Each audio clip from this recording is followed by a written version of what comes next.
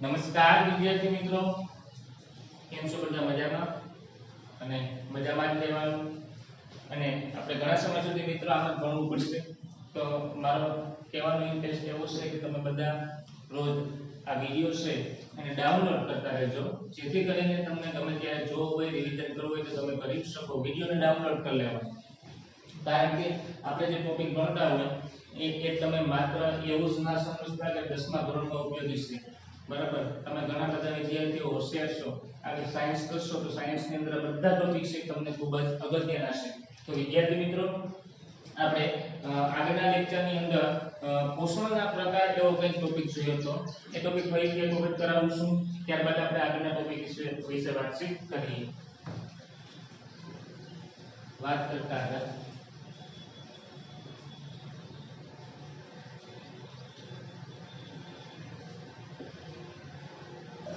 પોષણના પ્રકારો.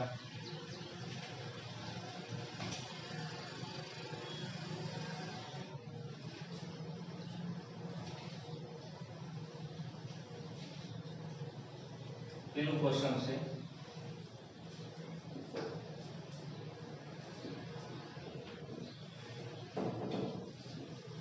સ્વયંપોષી પોષણ. મિત્રો, પ્રથમ સ્વયંપોષી પોષણ યાદ કરો. નેક્સ્ટ નંબર 2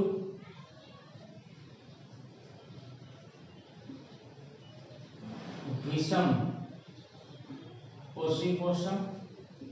તેનું નામ શું આપ્યું હતું પ્રથમ યાદ કરજો.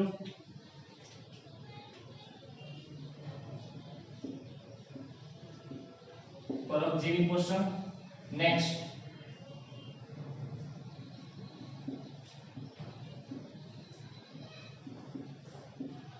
મૃતોપજીવી પોષણ અને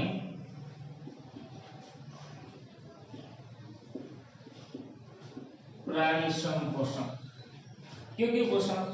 તો કે સ્વયંપોષી પોષણ, વિષમપોષી પોષણ, મૃતોપજીવી પોષણ અને પ્રાણીસમ પોષણ. સ્વયંપોષી પ્રથમ કયું? તો કે સ્વયંપોષી. નેક્સ્ટ વિષમપોષી એટલે કે પરોપજીવી, આને સ્વાવલંબી કહેવાય. મૃતોપજીવી અને પ્રાણીસમ પોષણ. વિદ્યાર્થી મિત્રો, ખાસ વ્યાખ્યા સમજજો કે જે સજીવ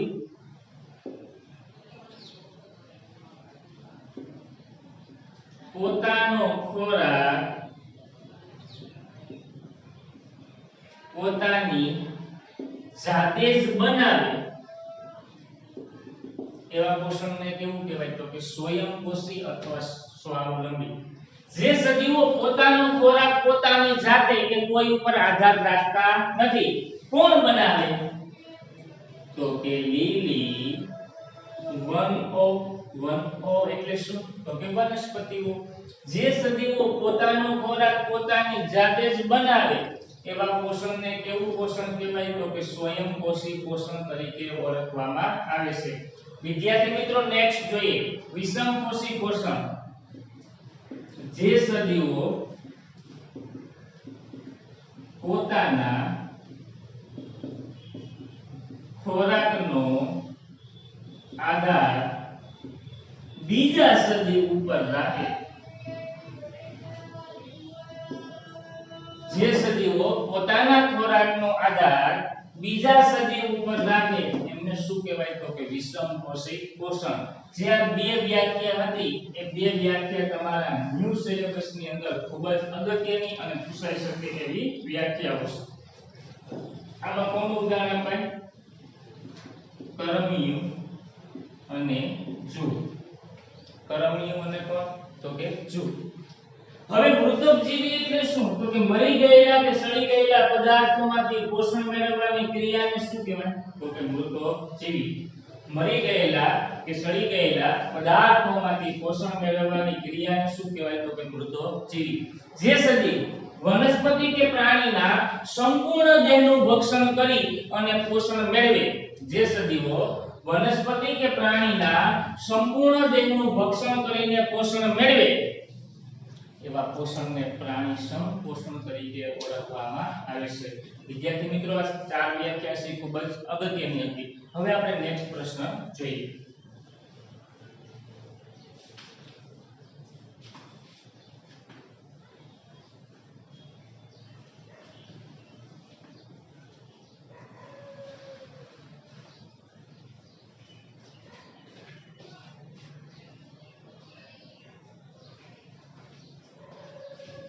પ્રશ્ન છે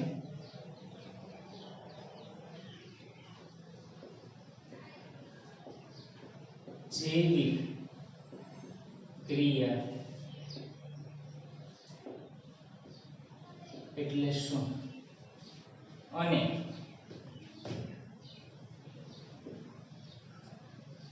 સજીવો માટે અગત્યની જૈવિક ક્રિયા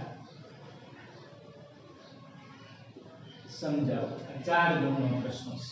જૈવિક ક્રિયા એટલે શું અને સજીવો માટે અગત્યની જૈવિક ક્રિયા સમજાવો. મિત્રો મેં તમને આગળ વ્યાખ્યા કીધેલી હતી જૈવિક ક્રિયા. શું કીધું હતું? તો કે સજીવો દ્વારા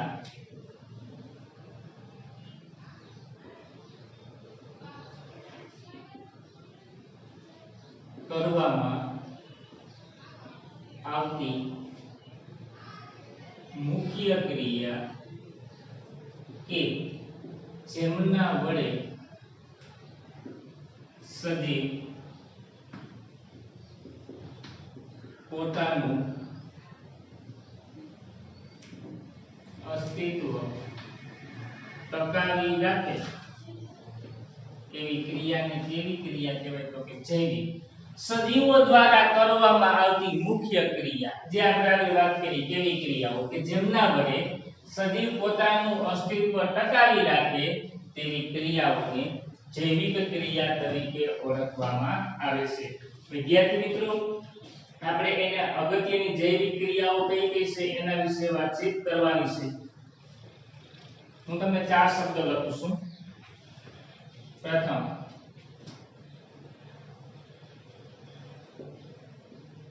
પોષણ,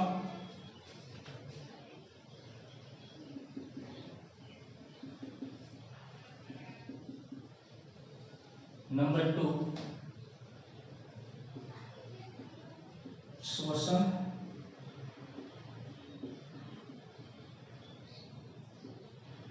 નંબર 3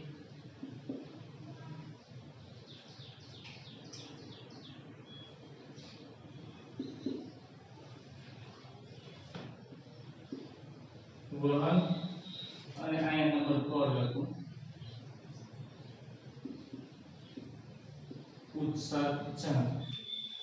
સમજો ખાસ અગત્યનો ટોપિક. બરાબર. શું કીધું? તો કે પોષણ, ત્યારબાદ શ્વસન, વહન અને ઉત્સર્જન. આ 4 ટોપિક છે એ ખૂબ જ અગત્યના છે. યાદ રાખજો, પોષણ કોને કહેવાય? મેં આગળ વ્યાખ્યા કીધી હતી. તો કે સજીવો દ્વારા ખોરાક ગ્રહણ કરી અને શરીરના તમામ કોષ સુધી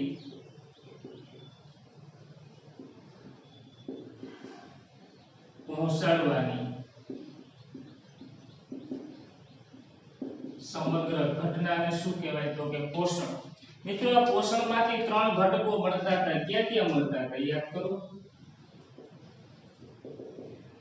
કાર્બોદિત, પ્રોટીન અને ચરબી. શું કીધું? કે સજીવો દ્વારા ખોરાક ગ્રહણ કરી, સજીવે ખોરાક ગ્રહણ કર્યો અને એ ખોરાકને માત્ર જઠરમાં નહીં પણ શરીરના એક એક કોષ સુધી, તમે ધોરણ 9 ની અંદર સજીવનો પાયાનો એકમ કોષ ભણી ગયા. સજીવનો પાયાનો એકમ કોષ, એક કોષ સુધી ખોરાક પહોંચાડવાની સમગ્ર ઘટનાને શું કહેવાય? તો કે પોષણ. પોષણની અંદર અગત્યના ઘટકો ક્યાં ક્યાં છે?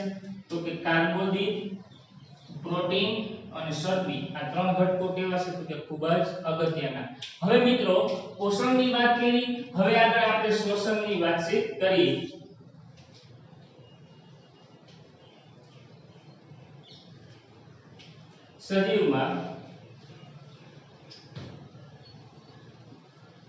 સજીવના કોષોમાં કોષીય જરૂરિયાત માટે ઓક્સિજનની સજીવમાં કોષોમાં કોષીય જરૂરિયાત માટે ઓક્સિજનની હાજરી કે ગેરહાજરી પૂરી પાડવા ગ્લુકોઝ જેવા ખોરાકના સ્ત્રોતનું બરાબર ગ્લુકોઝ જેવા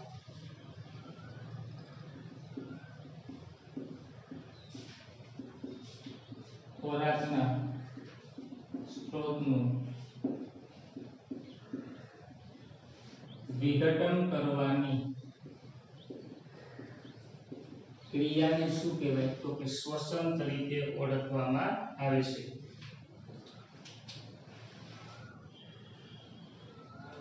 મિત્રો શું કીધું કે સજીવોમાં કોષોમાં કોષીય જરૂરિયાત માટે ગ્લુકોઝ જેવા ખોરાકના સ્ત્રોતનું ઓક્સિજનની હાજરી આપો બરાબર અથવા શું આપો તો કે ગેરહાજરી બરાબર આ ગેરહાજરીમાં વિઘટન થવાની ક્રિયાને શું કહેવાય તો કે શ્વસન તરીકે ઓળખવામાં આવે છે મિત્રો આ પ્રક્રિયા દરમિયાન જે ઊર્જા મુક્ત થાય ને એ ઊર્જા છે બરાબર સાંભળજો ખાસ અગત્યનો ટોપિક એ ઊર્જા છે એ ઊર્જાનો સંગ્રહ ક્યાં થાય તો કે એટીપી માં થાય એટીપી એટલે શું તમે ધોરણ 9 માં ભણી ગયા એડિનોસાઇન ટ્રાઇફોસ્ફેટ જે કણાભ સૂત્રમાં રહેલું હતું જેને પાવર હાઉસ તરીકે પણ ઓળખવામાં આવતું હતું જેને કોષનું શક્તિ ઘર તરીકે પણ ઓળખવામાં આવતું હતું એટીપી નું નામ લખી આપું છું એડિનોસાઇન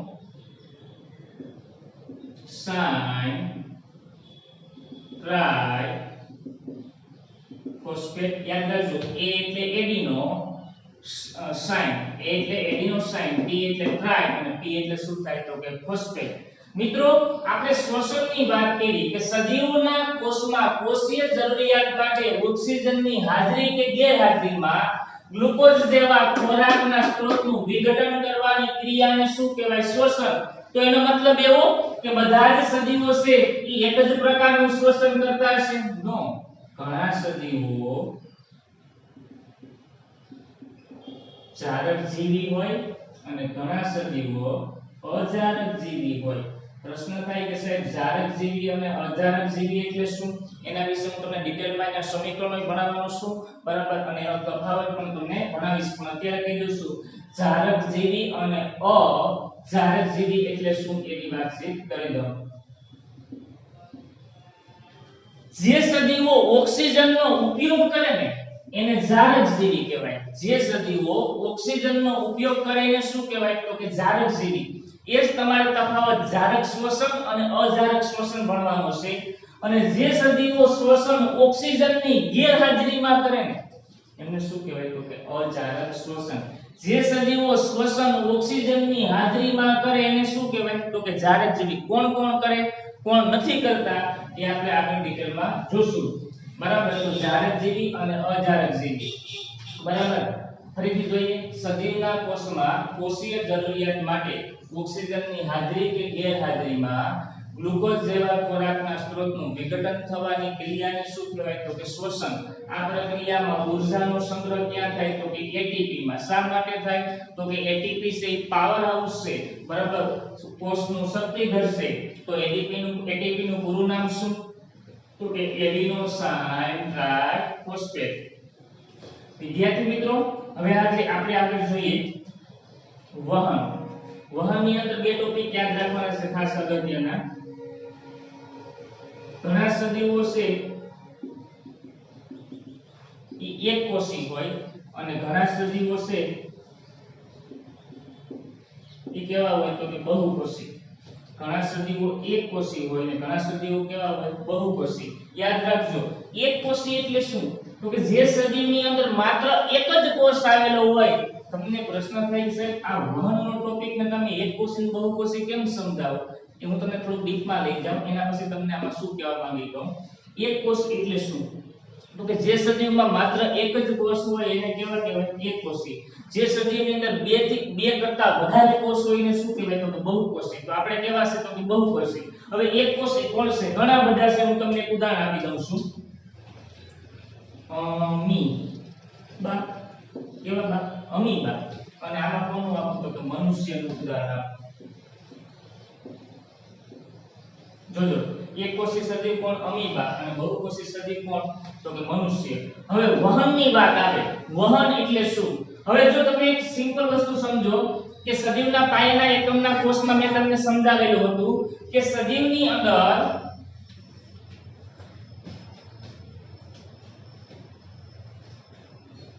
આ સમજો ખાસ અગત્યનો ટોપિક છે બરાબર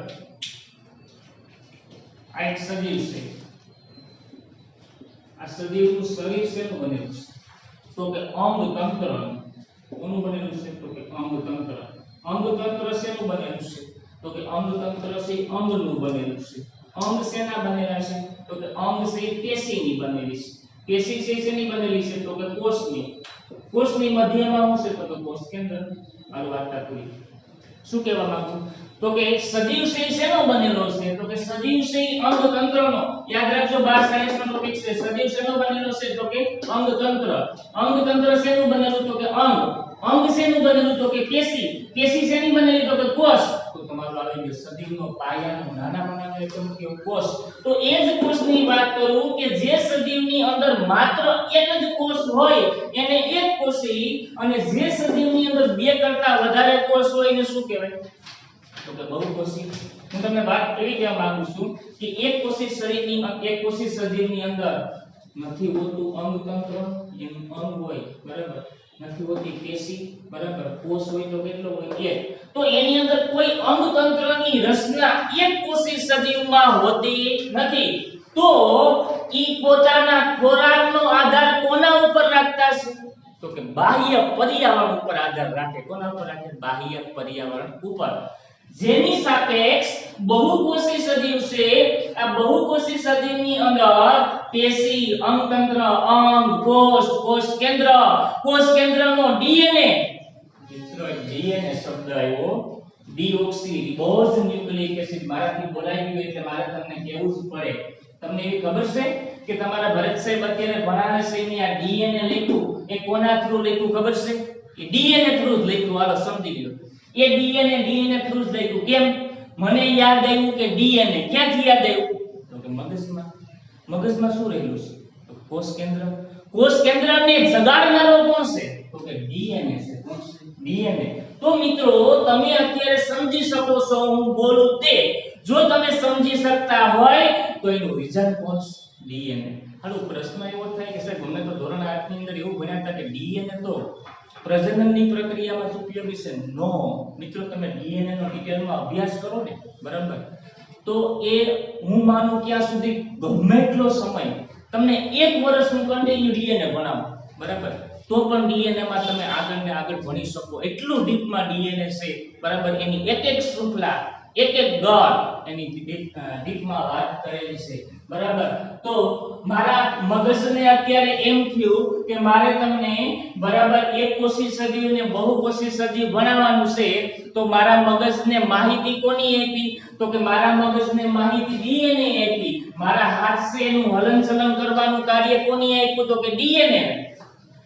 ડીઓક્સીરિબોઝ ન્યુક્લિક એસિડ તો મિત્રો આપણે વાત એવી કરતા હતા કે એક કોષી સજીવની અંદર આવા કોઈ અંગ તંત્રની રચના હોતી નથી તો એ પોતાના ખોરાકનો આધાર કોના પર રાખશે તો કે બાહ્ય પર્યાવરણ ઉપર વાતાવરણ ઉપર આધાર રાખે પરંતુ બહુકોષી સજીવ છે એની અંદર પેશી હોય અંગતંત્ર હોય કોષ હોય આવું બધું રહેલું હોય બરાબર તો આ બહુકોષી સજીવ છે એ પોતાના ખોરાકનો આધાર કોના પર રાખશે તો કે પોતાની જાતે બરાબર ખોરાક મેળવી લેશે તો આ એક કોષી અને બહુકોષીમાં આપણે વહનની વાત કરેલી છે ખૂબ જ અગત્યનો ટોપિક હતો વિદ્યાર્થી મિત્રો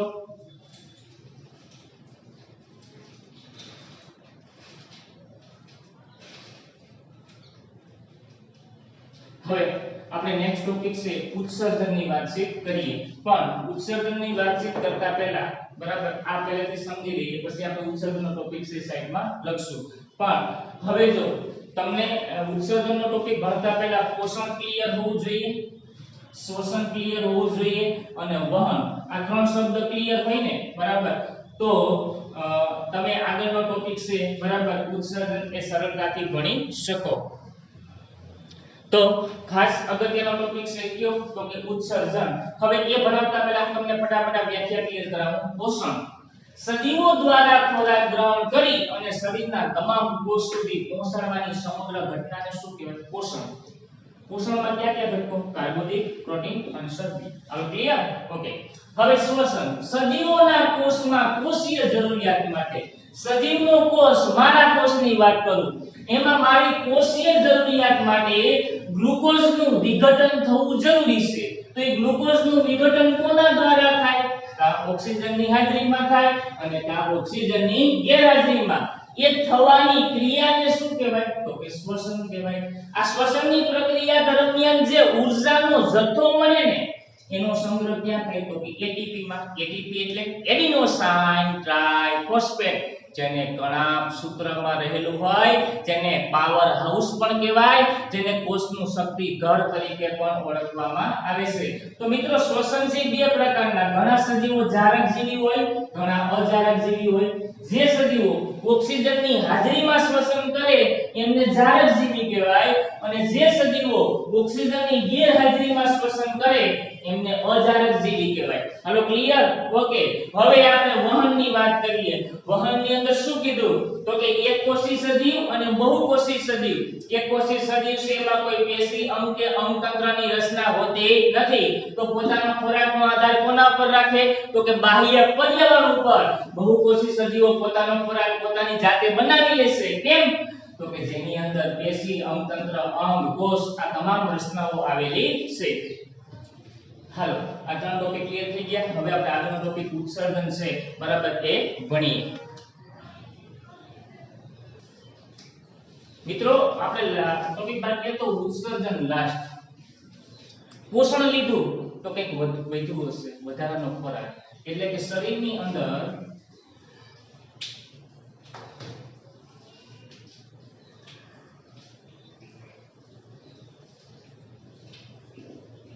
વધારાના નાઇટ્રોજન યુક્ત ખોરાકને શરીરની બહાર કાઢવાની ક્રિયાને શું કહેવાય? તો કે ઉત્સર્જન. શરીરની અંદર વધારાના નાઇટ્રોજન યુક્ત ખોરાક, આપણે જે મૂત્રનો ત્યાગ કરીએ એની અંદર શું રહેલું હોય? તો કે યુરિયા, એમોનિયા, નાઇટ્રોજન. આ શરીરની અંદર વધારાના નાઇટ્રોજન યુક્ત ખોરાકને શરીરની બહાર કાઢવાની ક્રિયાને શું કહેવાય? ઉત્સર્જન. અને વધારાનો મળ પણ શરીરની બહાર નીકળે એટલે કે નાઇટ્રોજન યુક્ત ખોરાકને શરીરની બહાર કાઢવાની ક્રિયાને શું કહેવાય? તો કે ઉત્સર્જન તરીકે ઓળખવામાં આવે. મિત્રો આમાં પણ એક વાત આવી. શું વાત આવી? તો કે એકકોષી સજીવ અને બહુકોષી સજીવ. એકકોષી સજીવ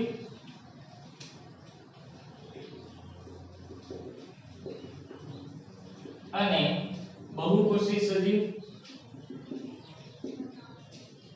હવે એકકોષી સજીવ છે એ કોના દ્વારા પોતાનો ખોરાક ત્યાગ કરે વધારાનો? તો કે સાદા પ્રસરણ દ્વારા. કોના દ્વારા કરે? સાદા પ્રસરણ દ્વારા. જ્યારે બહુકોષી સજીવ જેની અંદર પેશી, અંગ અને અંગતંત્ર રહેલું હોય. શું રહેલું હોય? પેશી, અંગ અને અંગતંત્ર. ઉત્સર્જનનો કાર્યક્રમ પૂર્ણ. હજી એક વખત જોવું તો જોઈ લેજો કે જે સજીવો એમના શરીરની અંદર વધારાનો ખોરાક અથવા વધારાનો કોઈ પણ પદાર્થ વધે એટલે કે શરીરની અંદર વધારાના નાઇટ્રોજન યુક્ત ખોરાકને શરીરની બહાર કાઢવાની ક્રિયાને શું કહેવાય? તો કે ઉત્સર્જન. શરીરની અંદર વધારાના નાઇટ્રોજન યુક્ત ખોરાકને બહાર કાઢવાની ક્રિયાને શું કહેવાય? ઉત્સર્જન. જેમાં એકકોષી સજીવ છે કોના દ્વારા બહાર કાઢે? તો કે સાદા પ્રસરણ દ્વારા. સાદું પ્રસરણ એટલે શું? પ્રસરણ મને યાદ આવ્યું એટલે તમને ઉદાહરણ આપું. મિત્રો તમે નદી જોઈ કે નહીં? તો કે હા. નદીની અંદર તમે ક્યારે જોયું બરાબર કે નીચેથી પાણી ઉપર ગયું? નહીં, ઉપરથી ક્યાં? નીચે.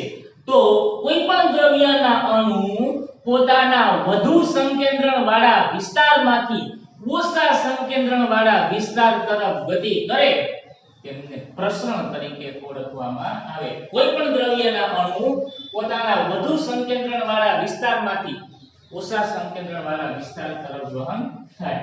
તો જો નદીનું પાણી છે બરાબર એ ઉપરવાળા વિસ્તારમાંથી ક્યાં નીચે. હાલો હવે તમને બાયોલોજી જ ભણીએ, ફિઝિક્સ માં લઈ જાવ. મિત્રો તમને જોજો ખાસ ટાવર દેખાય? નહીં, નથી દેખાતું, દોર્યું જ નથી હજી. જોજો આ એક ટાવર છે. હવે આ ટાવરમાં હું એક કઈ દડાને રાખું. ટાવર ઉપર શું રાખું? દડો.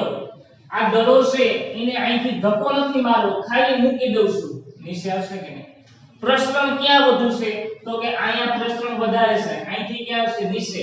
હવે આ દડો અહીં નીચે આવ્યો, હું અહીં એમને મૂકી દઉં તો ઉપર જશે? નો જાય. કેમ? તો કે નીચે તો ગુરુત્વાકર્ષણ બળ રહેલું છે. તો આમાં અમુક ફિઝિક્સના રૂલ્સ પણ નિયમો લાગુ પડતા હોય. શું કીધું? તો કે એકકોષી સજીવો છે સાદા પ્રસરણ દ્વારા પોતાના ખોરાકનો ત્યાગ કરે અને બહુકોષી સજીવ છે ની અંદર પેશી અંગ કે અંગતંત્ર. હવે તમને પ્રશ્ન થાય કે એક બહુકોષી સજીવની અંદર પેશી અંગ કે અંગતંત્ર વધારાના ખોરાકનો ત્યાગ કેમ કરતો હશે? તો કે આપણી અંદર મૂત્રનો ત્યાગ કરવા માટે મૂત્રપિંડ આવેલી હોય, ત્યારબાદ મળનો ત્યાગ કરવા માટે મળદ્વાર આવેલું હોય, બરાબર. ત્યારબાદ વધારાના કોઈ પણ દ્રવ્ય દૂર કરવા માટે એવા અલગ અલગ અંગો આવેલા હોય. તો આવા બધા અંગો રહેલા હોવાથી આપણે કેવા સજીવ છે? તો કે બહુકોષી, બરાબર. અને આની અંદર તો એના શરીરના કોઈ પણ જગ્યાએ ભાગ તૂટી, કોષરસ પટલ તૂટી અને વધારાનો ખોરાક છે બહાર નીકળી જાય. તો વિદ્યાર્થી મિત્રો આ પ્રશ્ન ખૂબ જ અગત્યનો હતો. આખો પ્રશ્ન તમારા બુકમાં નોટ કરી લેજો, લખી લેજો અને આ પ્રશ્ન પૂછાઈ શકે. હાલો તો આપણે આગળના નેક્સ્ટ લેક્ચરની અંદર અગત્યના પ્રકાશ સંશ્લેષણ વિશે વાતચીત કરશું.